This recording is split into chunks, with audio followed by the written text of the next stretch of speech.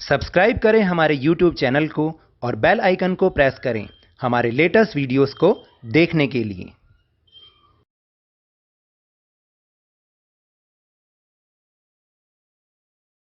Hello and welcome to Lavneesh sir की class.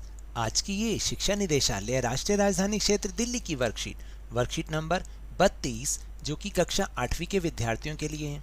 यह ली गई है सामाजिक विज्ञान के इतिहास विषय से और इसमें जिस पाठ को हम समझ रहे हैं उसका नाम है राष्ट्रीय आंदोलन का संगठन 1870 के दशक से 1947 तक।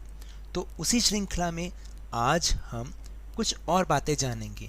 अब हम जानेंगे कि धीरे धीरे लोगों में एकता की भावना यानी राष्ट्रवाद की भावना कैसे पैदा हुई और उसको जागृत करने में किस एक व्यक्ति का बहुत बड़ा हाथ था।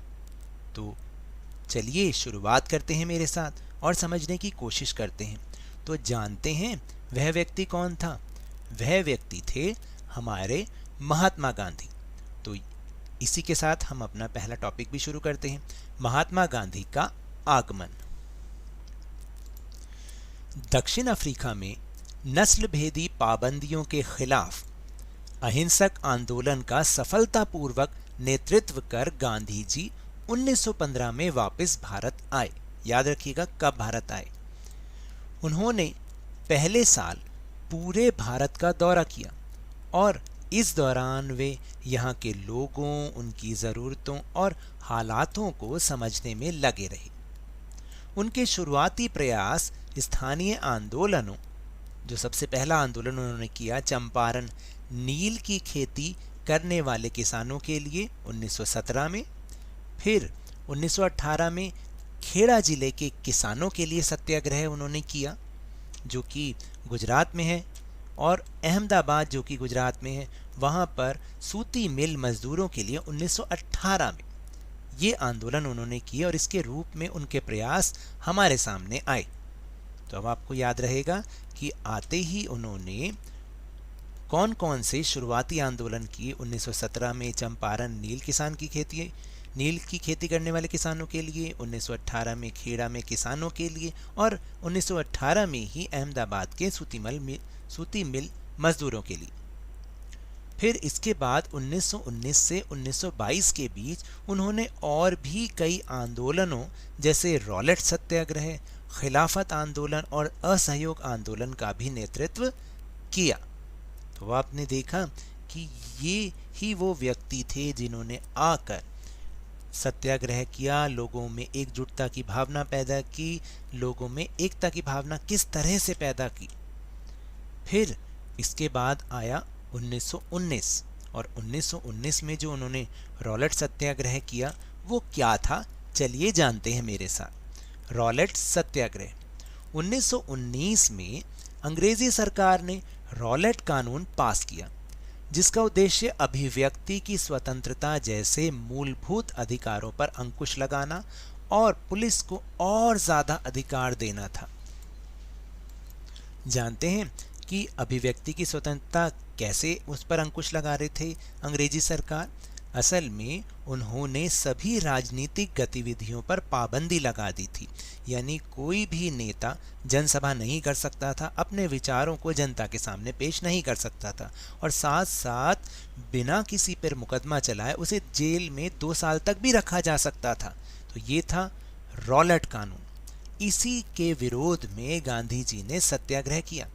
गांधी जी ने लोगों से आह्वान किया कि इस कानून का विरोध करने के लिए 6 अप्रैल 1919 को अहिंसक विरोध के द्वारा अपमान और याचना दिवस के रूप में मनाया जाए और हड़तालें की जाएं। यह ब्रिटिश सरकार के खिलाफ पहला अखिल भारतीय संघर्ष था।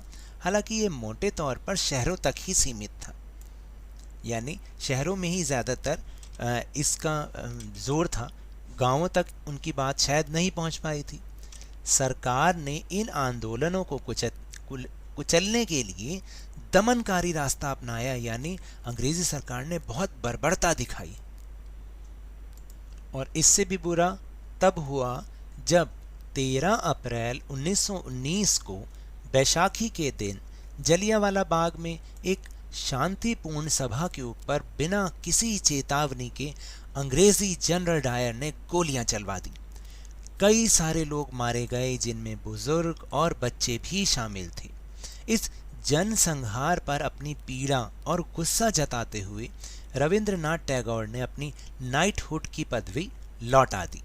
तो देखा आपने किस तरह से अंग्रेजी सरकार अब बर्बरता का रास्ता अपना रही थी। इसी का विरोध करने के लिए आगे क्या हुआ देखते हैं। खिलाफत आंदोलन और असहयोग आंदोलन का आह्वान। खिलाफत आंदोलन क्या था और असहयोग क्या था देखते हैं।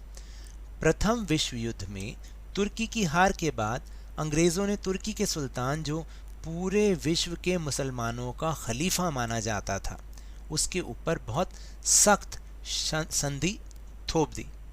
तो देखिए हुआ ये था कि जब प्रथम विश्व युद्ध हुआ था तो उसमें तुर्किस्तान हार गया था और जो तुर्की के सुल्तान थे, जिनको खलीफा माना जाता था पूरे विश्व के मुसलमानों का, उनके ऊपर एक सख्त शांति संधि भी थोप दी गई थी। अब यहाँ के मुस्लिम्स को ये भय होने लगा था कि अंग्रेज कहीं ऐसा ही यहाँ पर भी ना करें, क्योंकि यहाँ पर भी तो अंग्रेज़ों का ही शासन था। और इसके साथ साथ जलियांवाला बाग हत्याकांड के बाद अंग्रेज़ों से गुस्सा हुए भारतीय मुस्लिम भी इस संधि से और आग बबूला हो गए थे।